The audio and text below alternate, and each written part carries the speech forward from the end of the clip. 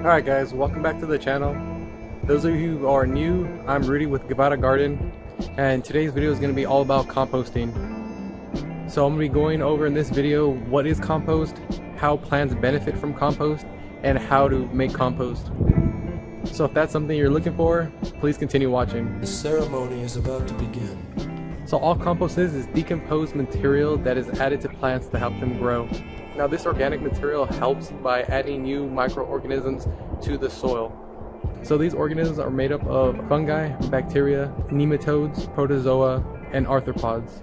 Most gardeners, including myself, thought that plants only used its energy to uptake nutrients. But I was surprised to learn that plants also use some of its energy to release chemicals at the root level. So these chemicals attract fungi and bacteria, which then attract protozoa and nematodes, which eat the bacteria and fungi. Then the arthropods eat the nematodes and protozoa. And so now how does all this benefit plants? It comes from the digestion from this feeding frenzy. So once these microorganisms eat one another, they release fertilizers that are then taken up by the plants. Now these microorganisms are found in rich soils that have not been sprayed with chemical pesticides, which kill these microorganisms.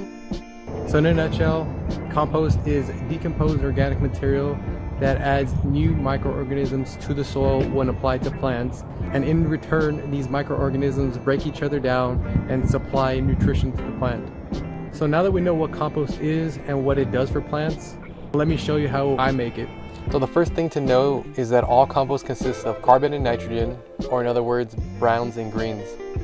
Browns consist of leaves, sawdust, twigs, hay, and even paper, while nitrogen consists of grass and kitchen scraps like banana peels, apple cores, eggshells, and coffee grounds, to name a few. Now there are other wide range of browns and greens that can be added to the compost bin, but you want to avoid adding any meats, oils, and feces. Browns provide the microorganisms with the energy for metabolism, while greens provide them with the building blocks for proteins. But in order to provide this, the compost should have the proper ratio of browns and greens, which will provide the proper decomposition or breakdown of the materials. The first ratio that I came to learn was 30 parts brown to 1 part green. Now that confused me when I first started off, but a better ratio that I now use is 3 parts brown to 1 part green. I know it's easy math, but I cannot think right now. But let me elaborate. So I place all my green kitchen scraps in this 5-gallon container. And so for each of these containers, I would need 3 of the same containers filled with browns. 3 parts brown to 1 part green. Same would apply for any size container. Even if I just used a handful of greens, I would then need 3 handfuls of brown. It's that simple. So now we know what carbon and nitrogen are and how much of it is needed. Now where do we all put it? Well, here's one good example. This is a composting bin that I picked up recently for free. My area has a composting program that gives these bins to its residents. I would highly recommend that you check with your local water district to see if they have a similar program. Now the one drawback to this type of compost bin is that you would have to do a little more work. The compost would have to be turned to allow air for some of those microorganisms to breathe. So turning it would be more labor intensive than it would be for this system. These are my 2 compost tumblers that I'm currently using. It is the same concept as the previous bin, but allows you to turn your compost much easier with less struggle. Whether you opt in for a traditional bin, a tumbler, or even try building your own bin, all 3 would need moisture, air, and heat in order to help break down your browns and greens. Now if these 3 are not added to your browns and greens, they too will eventually be broken down. However, it would take much longer. But by providing the optimal environment for the microorganisms to thrive, they will in turn work faster and provide you with the organism-rich compost we all want. So how can you apply these 3 to our compost bins? Well, I first want to mention that our greens will contain a good amount of moisture on their own. But when adding your browns alongside of the greens, they will tend to absorb it. So the optimal moisture amount that you are looking for in your compost pile would be the same as a wrung out sponge. Now if your pile gets too wet, it may start to smell, but don't worry. By adding more browns into your pile should suppress the smell. And if not, A great way I found to suppress the smell is by using coffee grounds. I got these from my local coffee shop for free. Most places will gladly give you their used coffee grounds since they'll end up going in the dumpster. Make sure you call them early in the morning so that they can accumulate a good amount of coffee grounds for you so that you can pick up at the end of the day. One thing I want to quickly mention is that you may want to sift through the coffee grounds before applying to your compost. Coffee filters are okay to add to your pile since they're made of paper, but I've sifted out bottle caps and other pieces of plastic before. Now you may also notice that your pile gets a little too dry, so don't be afraid to add a little water to your pile. So I touched on this a little earlier, but air in your compost pile is needed because the microorganisms that break down your browns and greens need to breathe. So the more you turn your compost, the more air that's provided and the faster things will break down. A good rule of thumb is to turn your compost once a week, but I tend to do it every time I'm out in the garden. If you're using more of a traditional compost bin, there are what's called compost cranks that help you turn your compost pile to provide air. And finally, heat. So heat is a byproduct of the soil life's metabolic activity, or in other words, their feeding frenzy. Heat is what creates an environment that increases microorganism population. You should notice by placing your hand close to the pile that heat is radiating off of it. If your pile feels cold, your brown and green ratio may be off, or your pile may be too wet. Add extra browns and greens as necessary. And if you are struggling with your piles heating up, I would highly recommend that your piles be placed in direct sunlight. So far we talked about what is compost, how plants benefit from compost, and how to make compost. But now I want to leave you with a little bonus information, and that's when is your compost ready to use. So first thing to do is give your pile a visual check. Do you still recognize those kitchen scraps? You could definitely notice eggshells, lettuce leaves, and straw. If you still notice those scraps, then it isn't ready to use yet.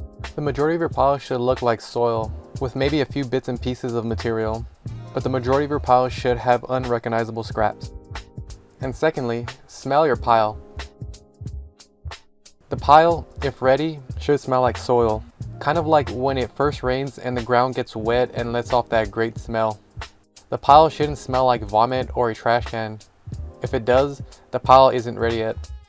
Thirdly, feel the compost. The characteristics of a good compost is when you grab a handful and squeeze it together. It should form a ball and then be easily broken apart. Now I did sift through this compost, and as you can see, there is still some material that hasn't been broken down, which is okay. You can set it aside and put them back in a new pile to decompose some more. So now on top of what I've already mentioned previously to see if your compost is ready to use, another surefire way to check is to use radish seeds.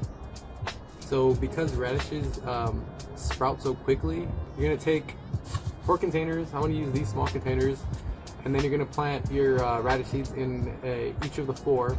If 3 out of the 4 sprout, then you know that your compost has been decomposed properly and is ready to be used. Here I have my compost, and because it's sift through, there's no big chunks, so if you had like large woody pieces or like stems, it'll definitely negatively affect the germination rates.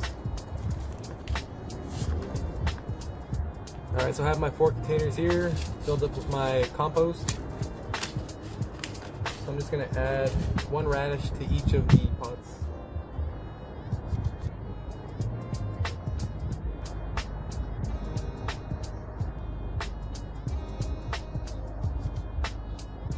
Just going to water that in real quick. I'm going to use a mist, give it a good watering.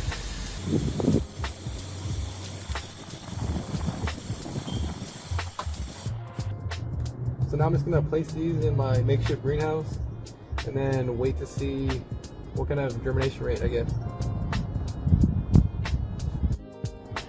Alright, so I'm just going to keep these in here for the time being. I'm just going to close this and then keep an eye on it each day to see what sprouts. If you do end up picking up a fresh pack of radishes that you've never used before, I would suggest doing a control group. And what that basically is just using a seed starting mix on alongside of the compost mixture. So you'll have 4 compost pots and then 4 seed starting mixes, and then have 1 per each of those pots for the radishes. That way, if you buy, say, like an old packet of radishes that don't germinate well, the seed starting mix will show that, so you don't think that the compost is not broken down well. I harvested these in the past, so I know that they germinate well, so I'm gonna opt out of using that control group, but that's just something to think about. And here are the radishes a few days later. So we got a small little sprout there, there, and right there.